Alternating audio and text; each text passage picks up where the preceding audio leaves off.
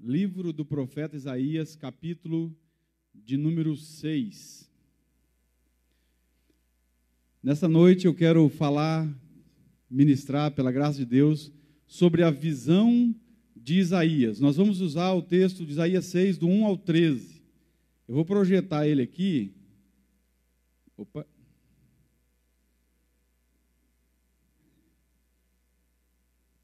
Nós vamos ler.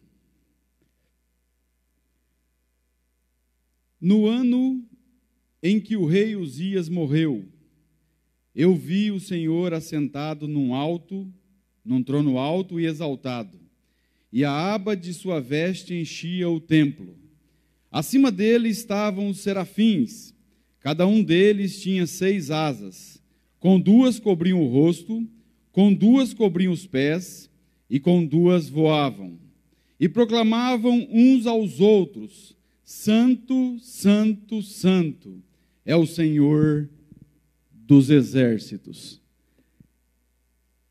E aí aqui diz assim, continuando a leitura: Santo, Santo, Santo é o Senhor dos exércitos, a terra inteira está cheia da sua glória. Ao som das suas vozes, os batentes das portas tremeram, e o templo ficou cheio de fumaça. Então gritei: ai de mim! Estou perdido, pois sou um homem de lábios impuros e vivo no meio de um povo de lábios impuros. E os meus olhos viram o Rei, o Senhor dos exércitos. Então um dos serafins voou até mim, trazendo uma brasa viva, que havia tirado do altar com uma tenaz. Com ela tocou a minha boca e disse: veja isto, tocou os seus lábios. Por isso a sua culpa será removida, e o seu pecado será perdoado. Então ouvi a voz do Senhor conclamando: quem enviarei? Quem irá por nós? E eu respondi: eis-me aqui, envia-me a mim. Ele disse: vá e diga a esse povo: estejam sempre ouvindo, mas nunca entendam. Estejam sempre vendo e jamais percebam. Torne insensível o coração desse povo. Torne surdos os ouvidos dele e feche os seus olhos, que eles não vejam com os olhos, não ouçam com os ouvidos e não entendam com o coração, para que não se convertam e sejam curados. Então eu perguntei: até quando, Senhor? E ele respondeu: até que as cidades estejam em ruínas e sem habitantes, até que as casas fiquem abandonadas e os campos estejam totalmente devastados, até que o Senhor tenha enviado todos para longe e a terra esteja totalmente desolada. E ainda que 1/10 fique no país, esses também serão destruídos. Mas assim como o terebinto e o carvalho deixam o tronco quando são derrubados, assim a santa semente será o seu tronco. Feche seus olhos mais uma vez. Pai, nós te louvamos por estarmos aqui nessa noite. Ó Deus, nós temos lido a tua santa e bendita palavra, e o desejo do nosso coração é que o Senhor fale conosco. Ó Deus, venha a nos exortar. Ó Deus, venha a nos consolar, a edificar a nossa vida espiritual. Ajuda-nos, Deus, a olhar para Ti nessa noite, Pai. Ó Deus, ajuda-nos a olhar para nós mesmos e também ajuda a lançar os nossos olhos nos outros, Pai, naqueles pelos quais o Senhor morreu na cruz do Calvário. Senhor, muito obrigado por Tua palavra. Muito obrigado, Deus. Mais uma vez, nós oramos, agradecidos em nome de Jesus. Bem, o texto que nós lemos começa dizendo: no ano em que morreu o rei Uzias. Quem era o rei Uzias? O rei Uzias era um rei de Israel que começou a reinar com 16 anos de idade. E ele reinou em Jerusalém por 52 anos. O reinado de Uzias foi um reinado próspero, materialmente falando, mas espiritualmente eles viviam numa escassez, havia vazio, as pessoas estavam tomadas por um conformismo. Muitas pessoas iam ao templo para adorar a Deus, mas a religiosidade e o ritualismo tinha roubado o lugar da verdadeira adoração a Deus.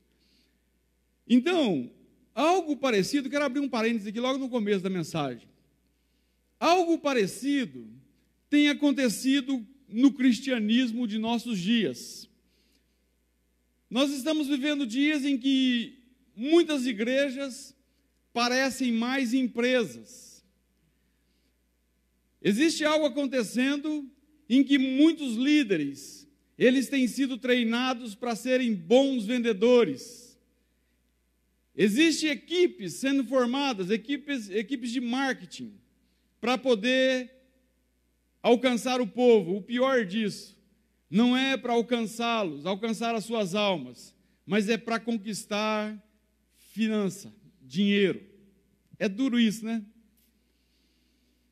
Rapaz, uma das palavras mais duras que eu ouvi nessa questão foi no meu trabalho um dia em que Deus usou o Rafael. Fala que foi Deus.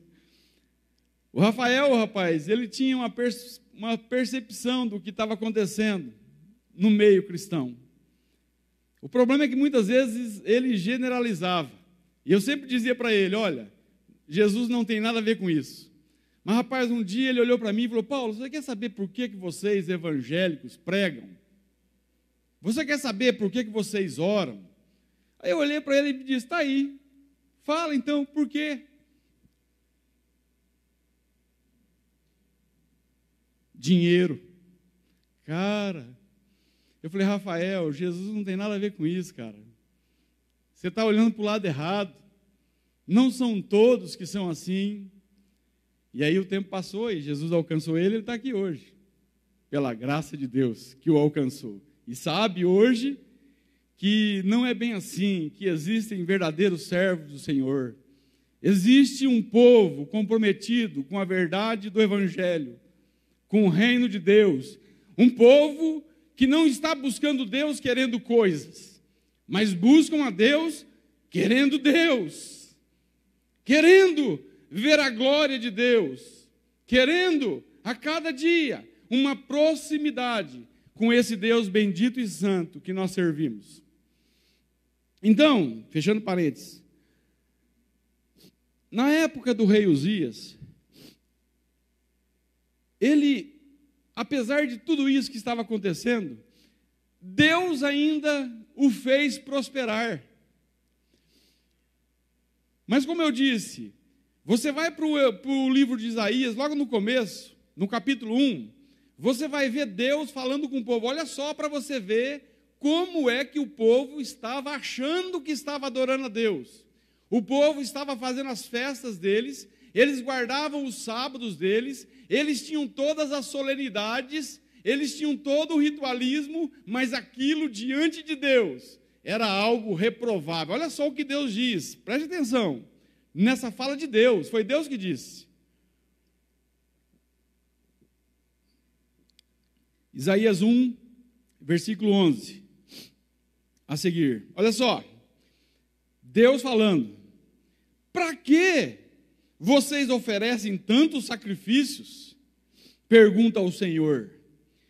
Para mim, chega de holocaustos de carneiros e da gordura de novilhos gordos. Não tenho prazer no sangue de novilhos, de cordeiros e de bodes.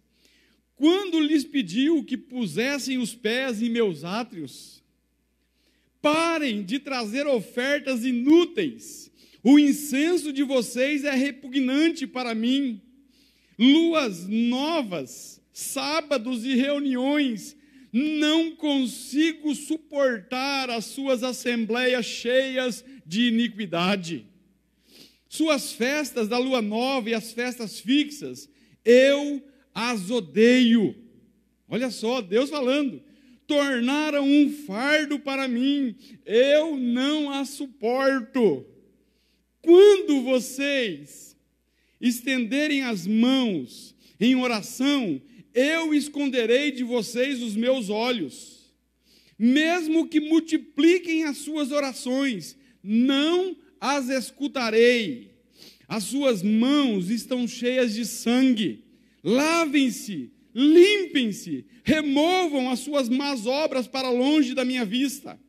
Parem de fazer o mal, aprendam a fazer o bem, busquem a justiça, acabem com a opressão, lutem pelos direitos dos órfãos e defendam a causa da viúva. Olha só, rapaz, que exortação de Deus. Já pensou ouvir isso de Deus? Depois de um culto?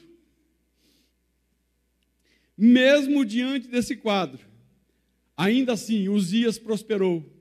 E ele teve um exército muito grande, e ele venceu muitas batalhas. E com essas vitórias, o rei Uzias ficou orgulhoso. E ele deixou-se levar pela soberba de seu coração. E então ele toma um incenso, e ele entra no templo para oferecer, para queimar incenso a Deus, coisa que era tão somente permitida aos sacerdotes. E essa desobediência de Uzias fez com que ele ficasse leproso, e ele ficou assim até o dia de sua morte. E aí o texto fala, quando morre o rei Uzias, Isaías vai ao templo. Agora, quem foi Isaías? Isaías nasceu em Jerusalém por volta de 765 anos antes de Cristo. O nome Isaías significa Javé é a salvação, ou Jeová, ou o Senhor é a salvação. Ele era filho de Amós, não o profeta. Não era do profeta Amós. Isaías foi um dos grandes profetas de Israel. Isaías foi chamado profeta messiânico, porque foi o profeta do Antigo Testamento que mais falou do Messias. Ele, segundo alguns teólogos e estudiosos, foi o maior profeta do Antigo Testamento. Esse homem chamado Isaías. Agora olha só, o que aconteceu quando o rei Uzias morreu? O texto que nós lemos diz que Isaías, ele ficou abalado, e ele, no ano em que o rei Uzias morreu, ele foi ao templo. Ele foi buscar a presença de Deus. Ele foi buscar consolo da parte de Deus. E ali Isaías tem uma experiência maravilhosa. E ele tem uma visão de Deus, ele vê os serafins voando, ele vê o templo cheio de fumaça, ele vê a aba do manto de Deus. Ele tem uma visão fora do comum. E ele viu muitas coisas. E dentre essas muitas coisas que Isaías viu, eu quero falar nessa noite, destacar apenas 3 delas. Primeira, Isaías teve uma visão do Senhor. Isaías disse, no ano em que morreu o rei Uzias, eu vi o Senhor assentado num alto e sublime trono. Ele teve uma visão de Deus.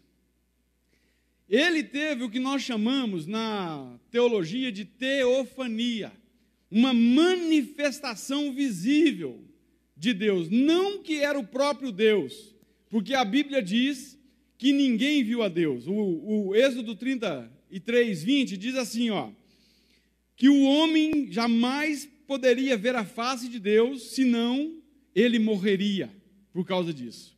E João 1,18 diz assim, ninguém jamais viu a Deus, o Deus unigênito, Jesus Cristo, que está no seio do Pai, é quem o revelou. Então, Isaías, ele teve essa experiência de ver uma manifestação de Deus.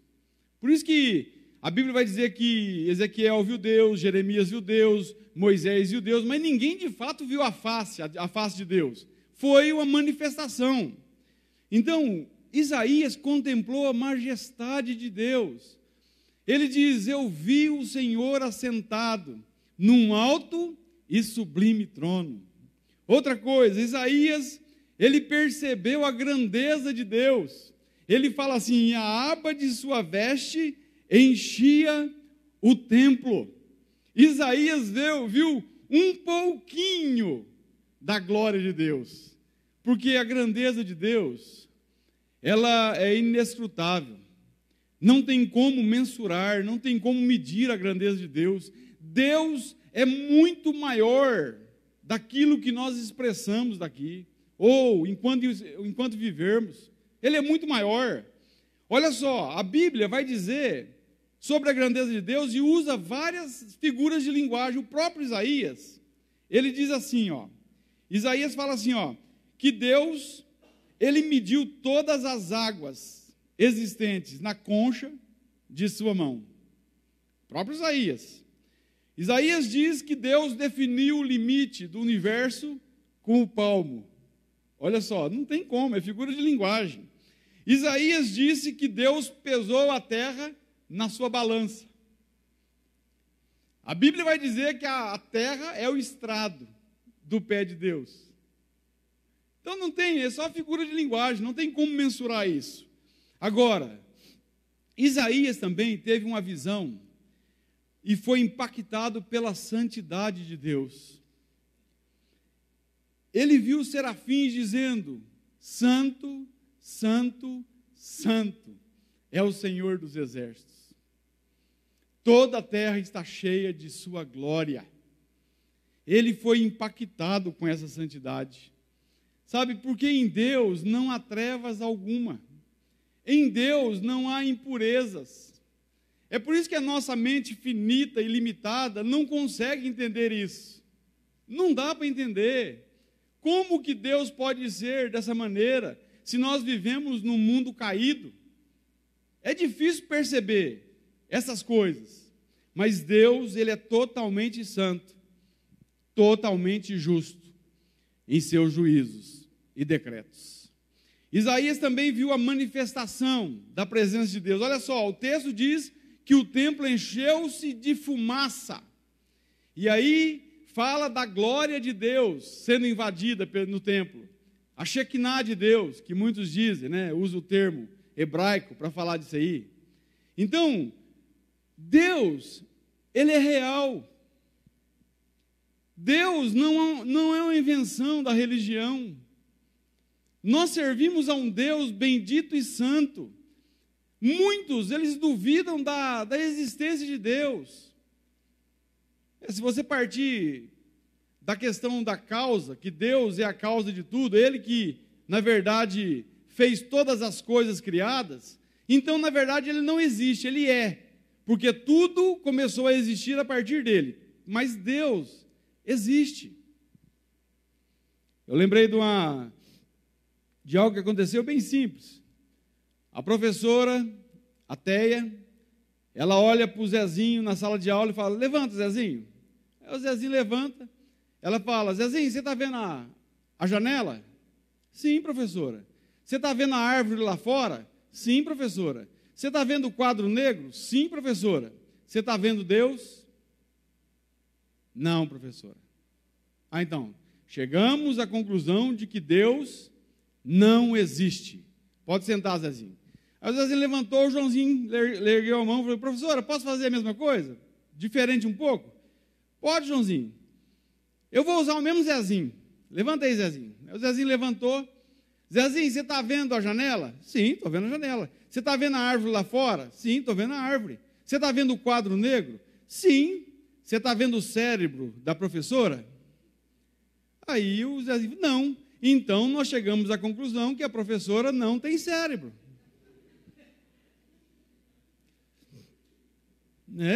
Se for para fazer isso. Mas Deus é real. Nós precisamos dele. Nós precisamos, olha só, nós não precisamos ter uma experiência como a de Isaías para crer em Deus. Não, nós não precisamos ver Deus para crer nele. Isso me chama a atenção, porque Isaías, ele teve a experiência dele, maravilhosa, com Deus. Mas Jesus, Ele disse em João 4:24, Deus é Espírito, e importa que os que o adorem em Espírito e em verdade. Eu não preciso vê-lo para crer nele. Eu tenho plena convicção de que Ele está aqui nessa noite. Ele é Espírito. Ele está em toda parte.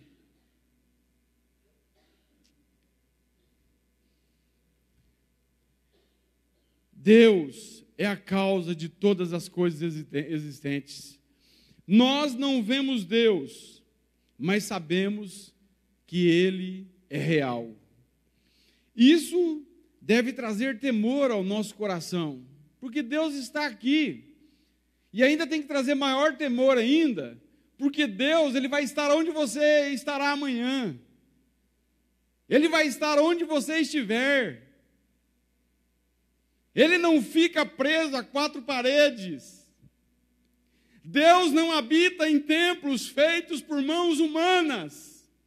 Nós não conseguimos encaixotar Deus, enquadrar Deus.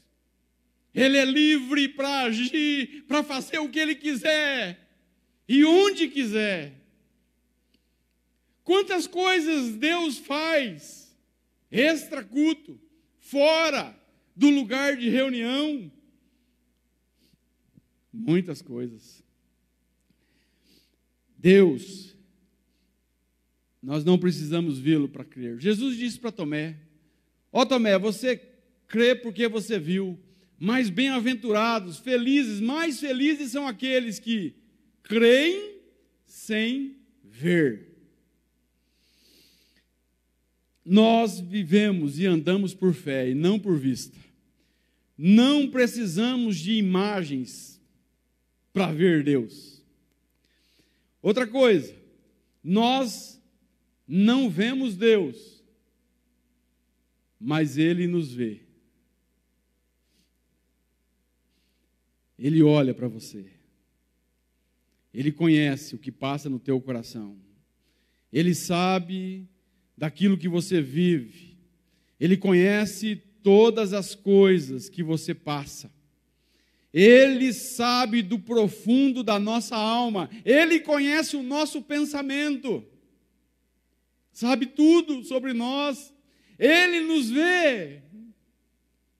Isso é glorioso. Uma outra coisa. O que me deixa admirado é saber que Ele olha para nós e conhece o profundo do nosso ser e continua nos amando.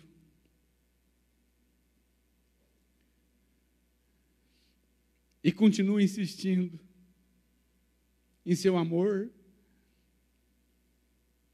Eu não esqueço esse amor. Não esqueço. Porque nós não merecemos o olhar desse Deus. Nós não merecemos o seu amor. Nós não causamos nada nele, porque ele é perfeito em si mesmo. Ele escolheu nos amar. E nos ama por causa dele. A essência dele é amor. Não tem como Deus não amar. Até a ira de Deus faz parte do seu amor. O que mais? Nós não vemos Deus. Quando o Tamar estava dando a aula aqui dominical, eu falei assim, tocou no versículo que eu vou falar à noite. Já tinha preparado já. Agora, nós vemos Deus por meio de Jesus. Colossenses 1,15 vai dizer que Ele é a imagem visível do Deus invisível.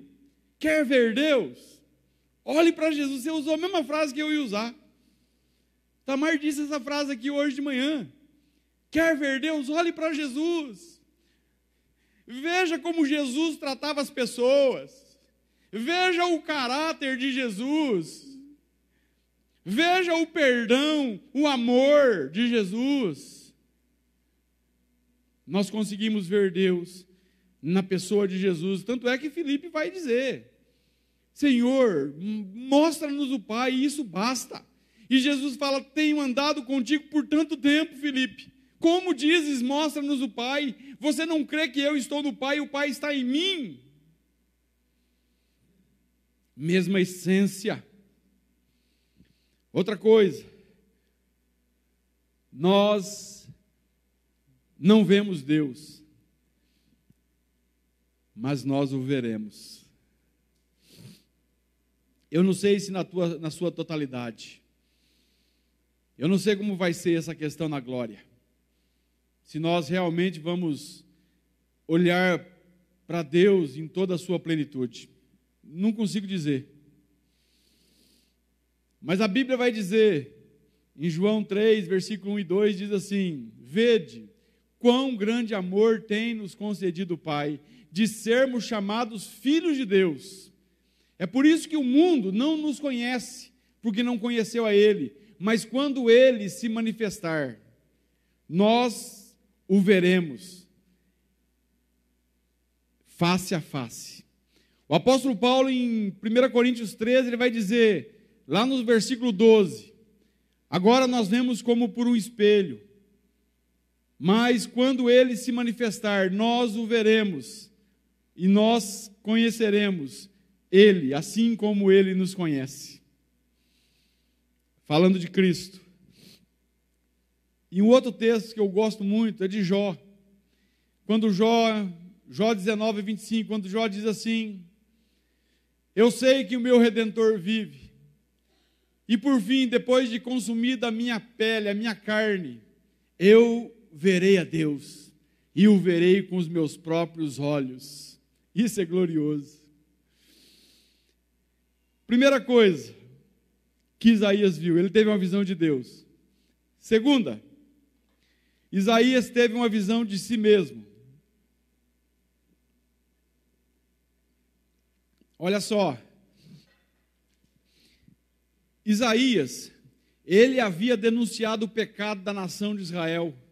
Se você pegar o livro do profeta Isaías, do capítulo 1 ao capítulo 6, você vai ver Isaías dizendo muitas vezes: ai de vós. Quer ver? Eu separei os versículos aqui. Isaías 1:4. Olha só o que Isaías diz: ai de vós, nação pecadora, povo carregado de iniquidade, descendência de malfeitores, filhos de corruptores, deixaram ao Senhor, blasfemaram do Santo de Israel e voltaram para trás. Aqui ele faz uma advertência a toda a nação de Israel. Ele prossegue, Isaías 3:11, ai do ímpio, mal lhe irá, porque se lhe fará o que as suas mãos fizeram. Aqui ele adverte o ímpio dizendo: você vai colher aquilo que você está plantando, o mal que você está plantando. Isaías 5:8 diz assim: ai dos que ajuntam casa a casa, reúne campo a campo, até que não haja mais lugar, e fiquem como únicos moradores no meio da terra. Aqui Isaías adverte os gananciosos, os orgulhosos, os avarentos. Ele prossegue, Isaías 5:1, ai dos que se levantam pela manhã e seguem a bebedice, e continuam até a noite, até que o vinho os esquente. Aqui Isaías adverte os bêbados, aqueles que bebem para ficar bêbado. Ele adverte esses.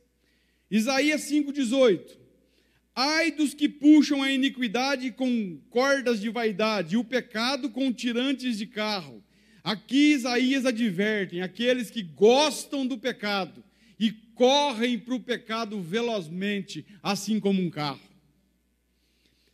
Outra coisa, Isaías 5:20, ai dos que ao mal chamam bem, e ao bem mal, que fazem das trevas luz, e da luz trevas, e fazem do amargo doce, e do doce amargo. Aqui Isaías adverte aqueles que distorcem a verdade para enganar o povo. Isaías 5:21, ele diz: ai dos que são sábios aos seus próprios olhos e prudentes diante de si mesmo. Aqui ele faz uma advertência aos soberbos, aqueles que se acham.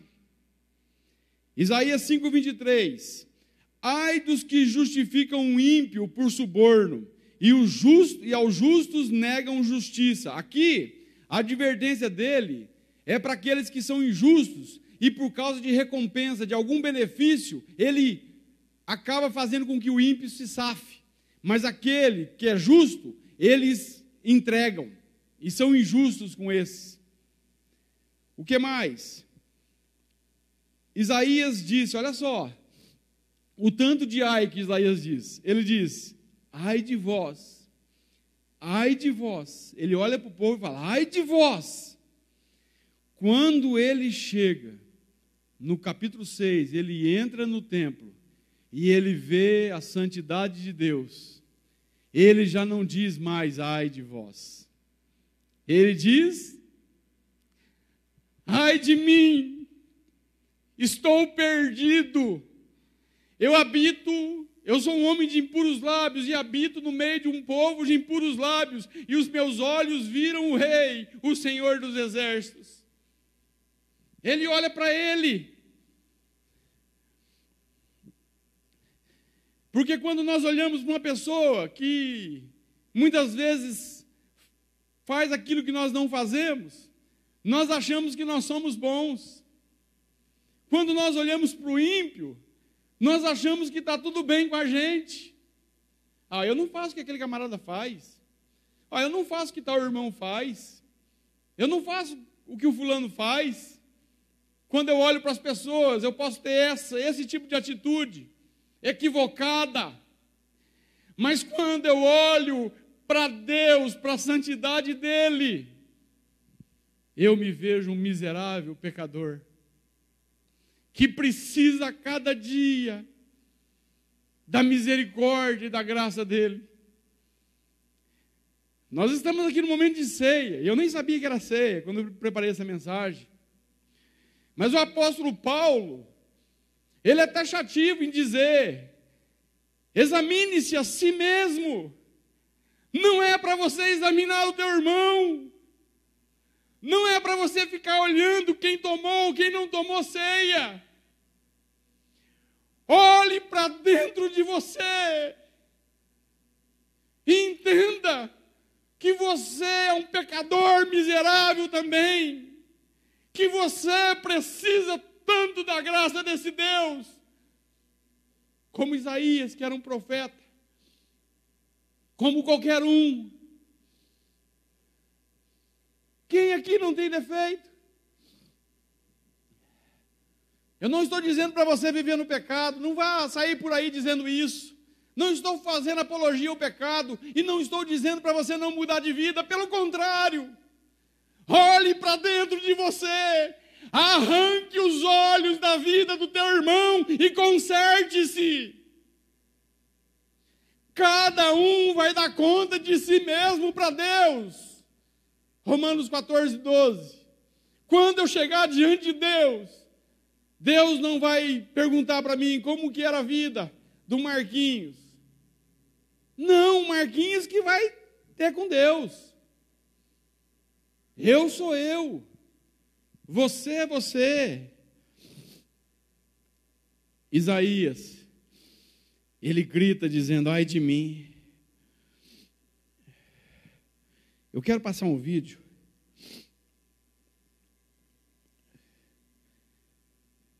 Vou ficar aqui. Vamos ver se vai pegar. Eu quero que você preste atenção. O vídeo traz a figura de um líder, de um pastor. Mas essa música vale para cada um de nós. É bom para a gente refletir. Opa.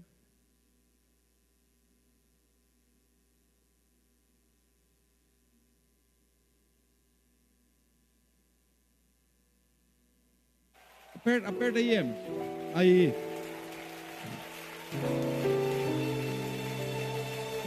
Se puder apagar a luz.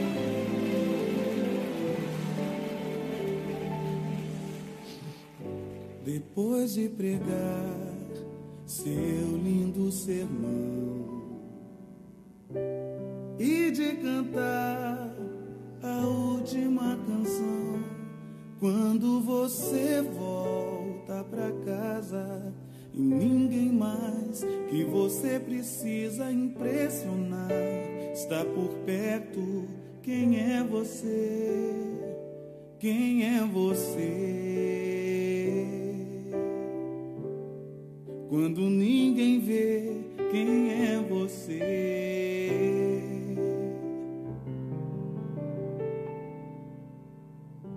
Só você mesmo pode responder.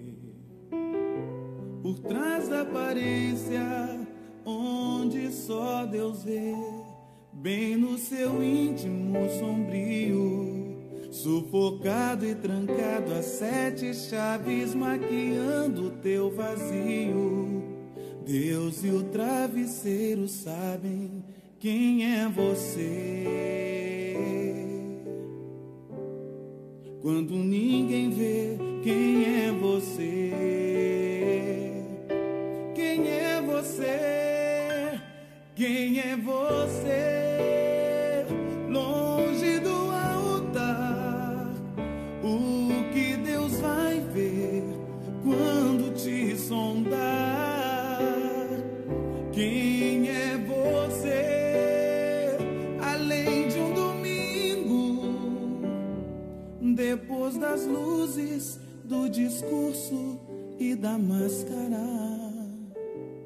Quem é você?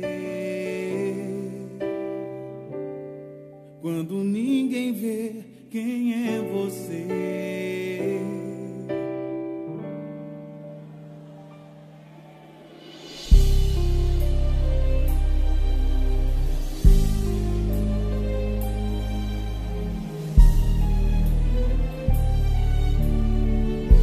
Depois de pregar seu lindo sermão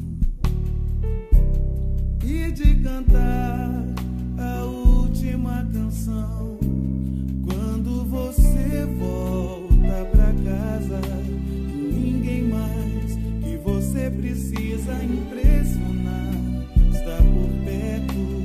Quem é você? Quem é você? Quando ninguém vê, quem é você?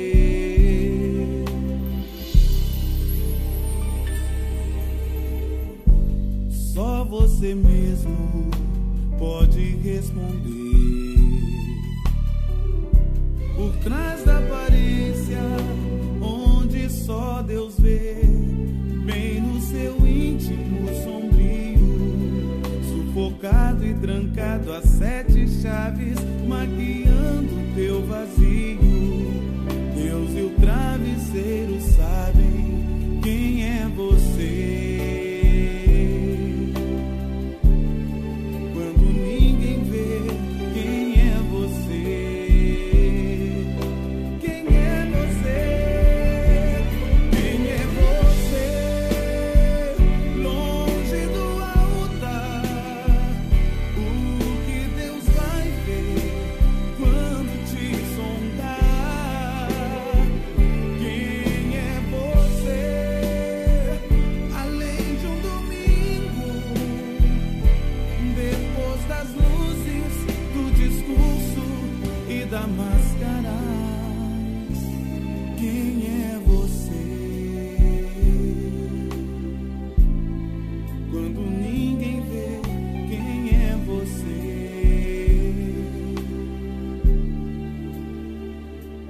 Quem é você?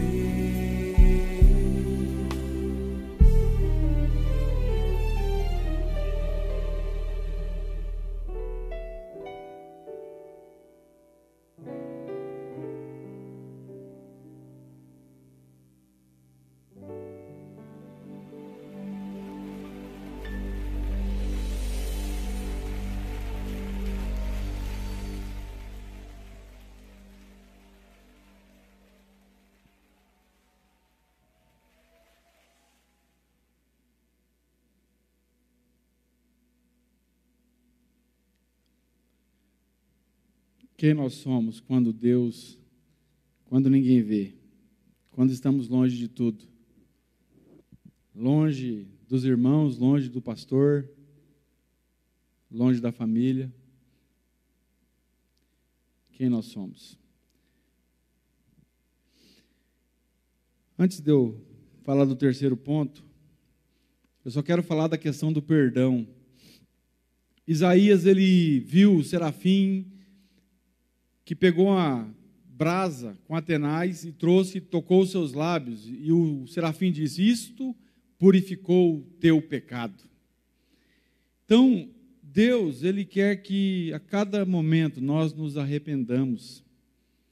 Deus, ele quer que nós entendamos muitas vezes que temos falhado, mas que nós sejamos francos, sinceros, sabe, entendendo que há perdão. Deus é um Deus perdoador. 1 João 1,7 diz que se nós andarmos na luz como Ele na luz está, nós temos comunhão uns com os outros, e o sangue de Jesus Cristo, seu Filho, nos purifica de todo pecado. A questão é, você já se arrependeu? Você se arrepende dos seus pecados quando você erra, quando você peca? O que o pecado causa em você? Causa tristeza ou causa simplesmente prazer? Vá pensando. Nós vamos entrar na terceira e última coisa que Isaías viu. Ele teve uma visão da vontade de Deus que o fez enxergar os outros. Depois de Deus ter restaurado Isaías, Deus ele faz uma pergunta. Ele diz: a quem enviarei? E quem há de ir por nós? Isaías diz: eis-me aqui, envia-me a mim. Deus não precisa de nós, mas Ele quer nos dar o privilégio de fazer a obra com Ele, sendo cooperadores de Deus. Isso é glorioso, porque quem somos nós? Nós somos tão somente instrumentos nas mãos de Deus. E aqui eu abro um parênteses. Ninguém aqui olha para o teclado da Nayara e diz: olha, esse teclado, você viu como que ele tocou bonito? Não, a glória vai para quem? Às vezes, eu falo na questão de instrumento. Vai para quem toca. Não, a Nayara é uma bênção. Olha só como que ela toca, olha só como ela canta. E assim somos nós nas mãos do Senhor. A glória tem que ir para Ele. Tão somente instrumentos nas mãos desse Deus. E que privilégio! Uma grande responsabilidade. Mas estar inserido na sua obra, estar inserido nos seus planos, é glorioso. Sabe, Deus trabalha com a gente, Deus mexe com a gente, Deus fala com a gente, e é glorioso isso. Isaías se dispôs a ser usado por Deus. E você, meu irmão, minha irmã, você se dispõe a ser usada por Deus? Você pode dizer para Deus: Deus, eu estou aqui à disposição. Faz o que o Senhor quiser da minha vida. Envia-me a mim. É quando a gente tem que sair do ai de mim para o envia-me a mim. Está na hora de crescer. Está na hora de parar de encher a paciência do pastor com picuinhas, com coisas de pequeno valor. Cresça, meu irmão. Deus quer usar você como bênção, sabe, nas mãos dele. Isaías, é algo interessante aqui que ele diz: eis-me aqui. Ele não sabe nem para que é. Você pode ver. Deus diz: a quem enviarei? Quem há de ir por nós? Ele, aqui, ó, eu estou aqui, Senhor. É quase que Deus, mas já pensou se Deus falasse, mas camarada, eu vou te mandar para um lugar que é duro. Não, ele não quis saber, eu estou aqui. A gente, muitas vezes, Deus, sabe, quer falar com a gente, quer mostrar para a gente, quer enviar a gente, quer usar a gente, mas a gente quer fazer na vontade da gente. E não é na vontade da gente. Com Deus é na vontade dele ou não é. Aí que está. Mas Isaías se dispõe. E Deus, olha só o que Deus diz para ele. Então vá, diga a esse povo, estejam sempre ouvindo, mas nunca entendam. Olha a mensagem que Isaías tinha que falar para o povo. Jamais percebam, tornem insensível o coração desse povo. Tornem surdos os ouvidos dele e feche os olhos deles. Que eles não vejam com os olhos, não ouçam com os ouvidos, não entendam com o coração, para que não se convertam e sejam curados. Que mensagem! É interessante que Jesus, quando questionado pelos seus discípulos sobre ele pregar por parábolas, a Bíblia diz que Jesus, ele citou esse texto para que se cumprisse a profecia de Isaías. É assim que eu prego em parábolas. É para que se cumprisse essa profecia. E Jesus relata ali em Mateus esse texto também. E daí ele diz assim, ó, nele se cumpre a profecia de Isaías. Ainda que estejam sempre ouvindo, vocês nunca entenderão. Ainda que estejam sempre vendo, jamais perceberão. Pois o coração desse povo tornou insensível, e de má vontade ouviram os seus ouvidos e fecharam os seus olhos. Se assim não fosse, poderiam ver com os olhos, ouvir com os ouvidos, entender com o coração e converter-se, e eu os curaria. Não vê, não ouve, não sobe ao coração. Aí eu lembrei do texto de 1 Coríntios 2:9, quando lá está escrito assim, aquilo que o olho não viu, o ouvido não ouviu, e não subiu no coração do homem.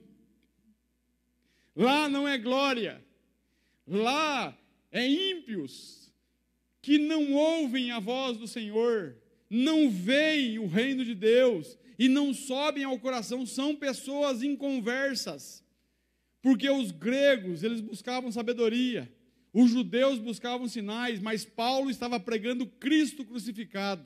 É por isso que o versículo 10 de 1 Coríntios 2 vai dizer assim, mas Deus nos revelou pelo seu Espírito. Se não fosse Deus abrir os nossos olhos, irmãos, é por isso que Ele que abriu os nossos olhos. Que mérito que nós temos. Não há méritos. Ele nos fez enxergar, senão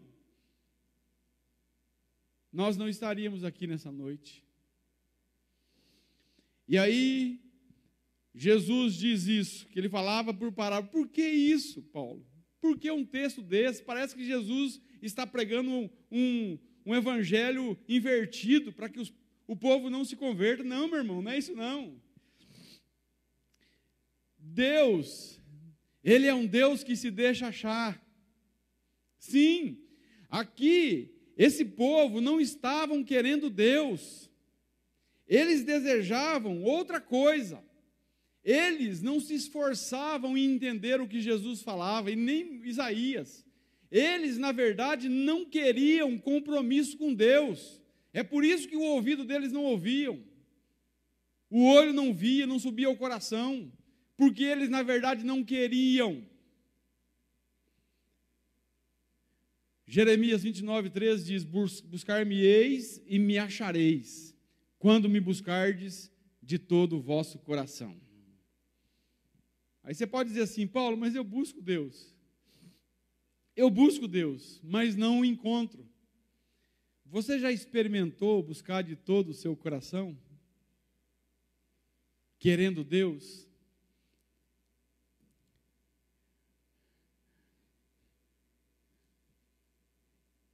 Em 1999, quando caiu a ficha de que eu estava perdido, Deus começou a me buscar. E eu comecei a buscar Ele. Eu fiquei 1 ano buscando Deus. Quase 1 ano. E eu não ia na igreja por causa de coisas. Eu ia por causa de Deus. Eu dizia, Deus, eu preciso do Senhor. E eu buscava diligentemente. Eu esforçava em crer. Eu me esforçava em compreender a grandeza do Evangelho. Quantas vezes eu cheguei em casa perdido. Eu chacoalhava a Marta e dizia, amor, nós estamos perecendo. Nós precisamos encontrar Deus. Eu dizia para ela, mas eu continuava buscando, até o dia em que Deus me achou e transformou a minha vida, por causa dele.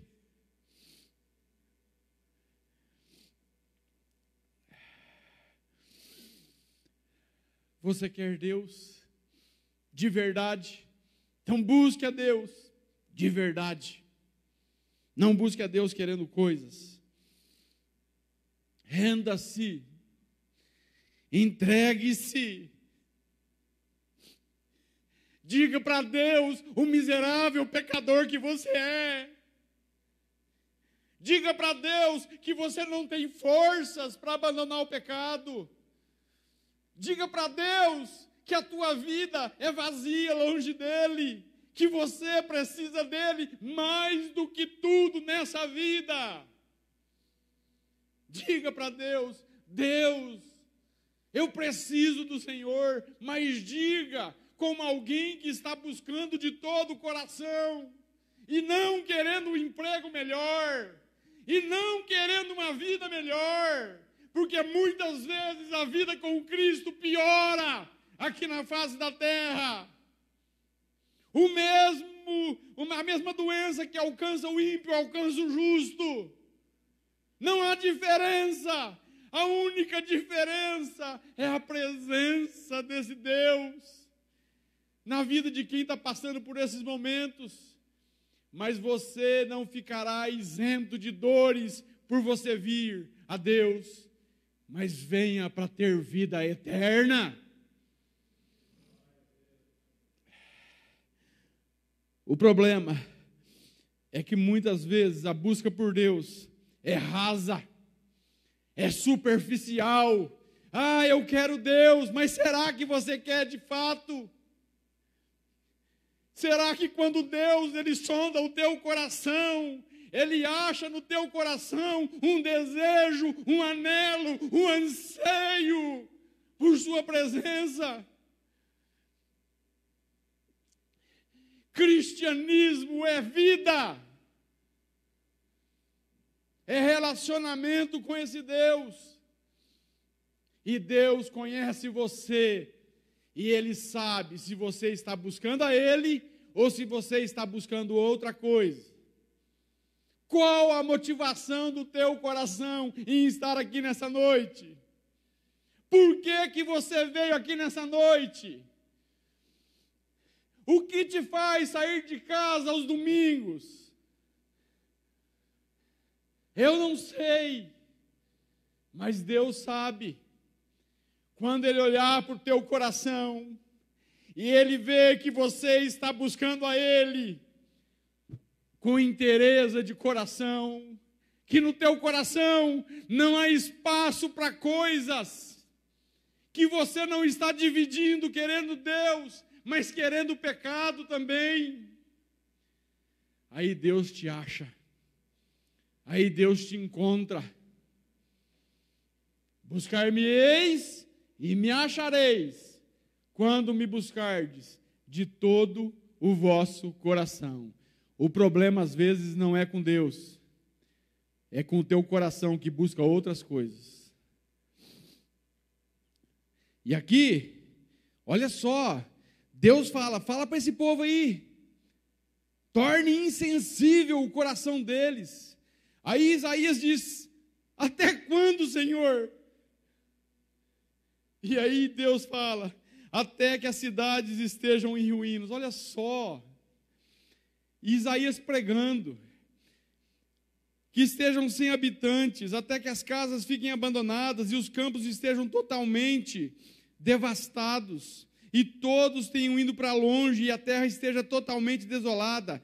Mas assim como o terebinto e o carvalho, duas árvores que formam raízes muitas vezes para baixo, e tempestade não consegue assolar, ainda que o carvalho e o terebinto deixem o seu tronco quando são derrubados, assim a santa semente será o seu tronco. Isaías tinha que pregar sobre o juízo, até que o povo, pela dureza do seu coração, fosse quase todo destruído. Entenda uma coisa, por causa da dureza do coração deles, Deus avisou o profeta Isaías que a maioria do povo rejeitaria sua mensagem. Mas Deus deu esperança ao coração de Isaías, dizendo, olha, vai sobrar um tronco, vai ser derrubado o carvalho, vai acabar quase que nada esse negócio aí. Mas do tronco vai brotar uma santa semente. E eu vou fazer essa semente prosperar, e eu vou trazer salvação. Jesus nasceu desse tronco depois, e ele veio a esse mundo. Deus não exterminou a nação de Israel, houve um remanescente que se rendeu, que se entregou. Por que viver longe desse Deus? Até quando? Talvez seria uma pergunta nossa para Deus. Deus, até quando nós vamos pregar o teu evangelho? Até quando? Isaías foi usado por Deus. Deus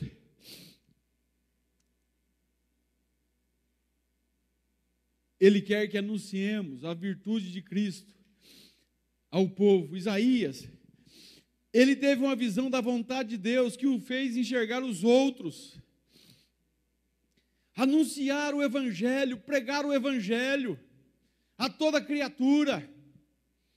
Deus veio e Jesus, na cruz do Calvário, ele morreu e ressuscitou para a nossa salvação. Lucas 19:10, porque o Filho do Homem veio buscar e salvar o que se havia perdido. 1 Timóteo 1,15, para quem que Jesus veio? Esta é uma palavra fiel e digna de toda aceitação, que Cristo Jesus veio ao mundo para salvar os pecadores, dos quais eu sou o pior, disse o apóstolo Paulo. E eu quero encerrar, já passou do horário, com esse texto, Romanos 10, versículo 13 e 14, 2 versículos apenas.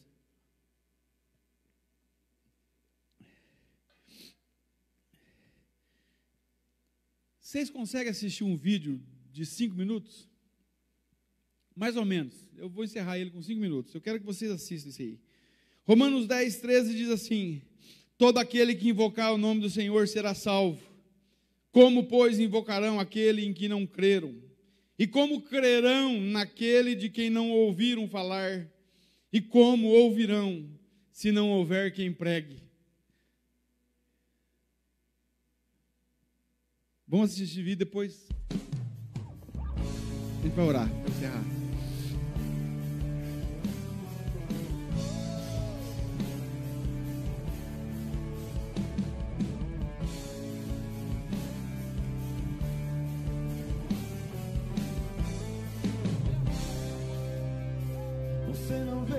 Você não vê as pessoas se afundarem. Quem se importa se elas se afogarem? Porque não tem diferença com o mundo perdido. Não feche os teus olhos fingindo ser um cristão.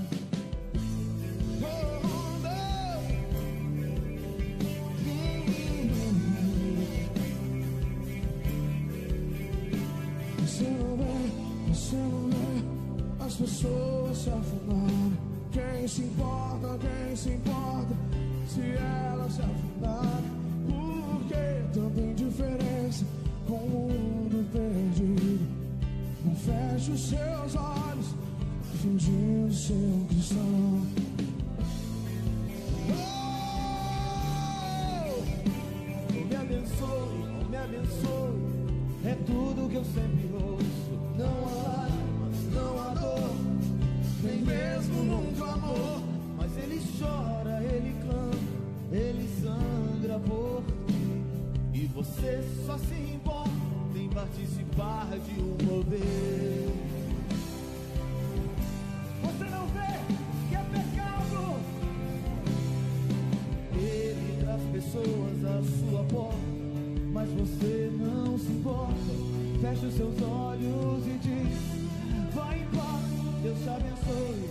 E os céus então choram, pois Jesus veio a ti, e você o abandonou.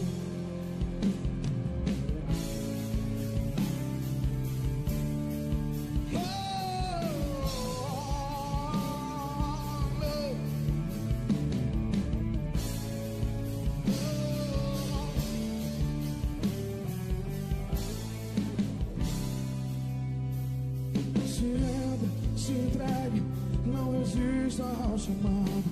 Olha a miséria, ouça o clamor, porque não obedecer. Deus te chama, quer você, mas como Jonas você foge. Te ordenou a pregar, mas você só guarda pra você.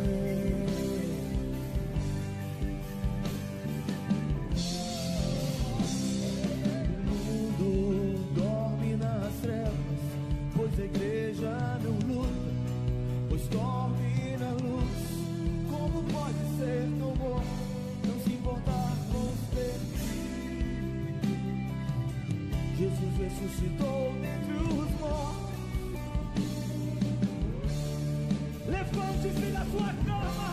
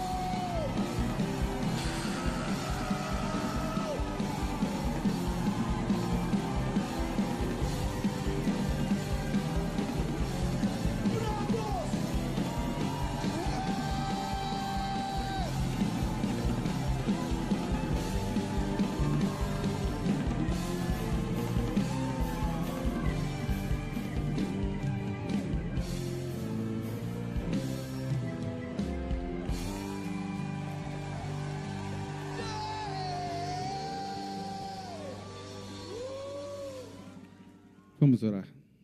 Feche seus olhos. Pai, tem misericórdia de nós, Senhor.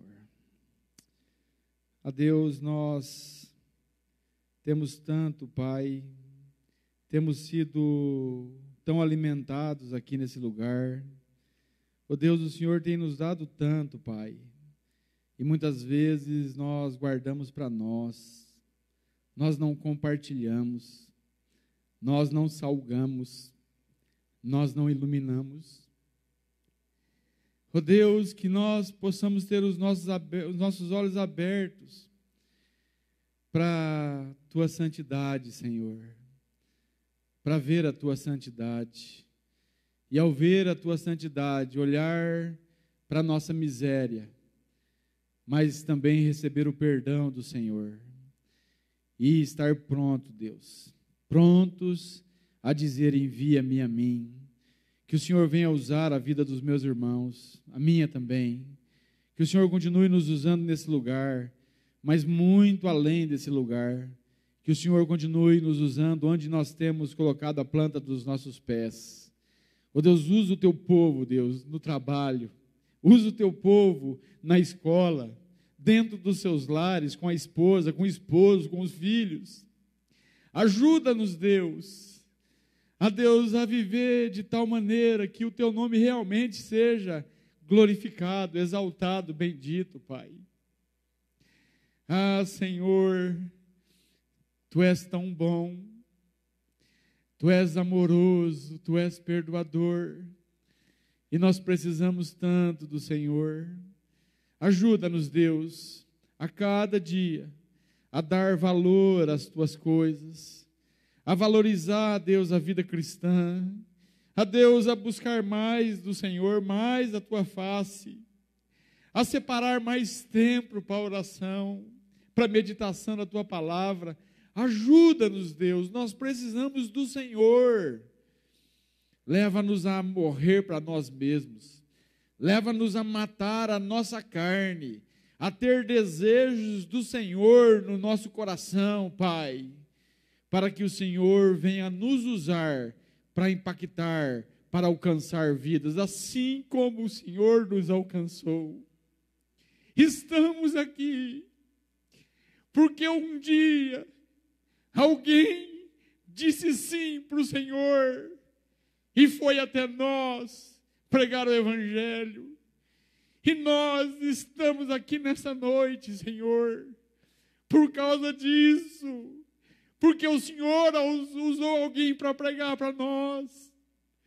Usa agora as nossas vidas, Pai, para que outras vidas sejam alcançadas pelo Senhor, e receba toda a glória e honra, Pai, por isso, Deus, porque nós temos entendimento e reconhecemos, Pai, que Tu és um Deus soberano, e o Senhor está fazendo a Sua obra, e nada nem ninguém impedirá o Teu agir, mas a nossa oração é: insira-nos nos Teus planos, Pai, e ajuda-nos a obedecer a Tua voz, que já foi dita há muito tempo atrás pelo Teu Filho, quando Ele disse: ide por todo mundo e pregai o Evangelho.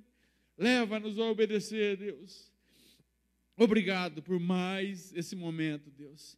E ajuda-nos a viver na Tua presença todos os dias, para a glória do Teu santo nome. Em nome de Jesus, nós oramos. Em nome de Jesus. Me perdoe se passei do horário.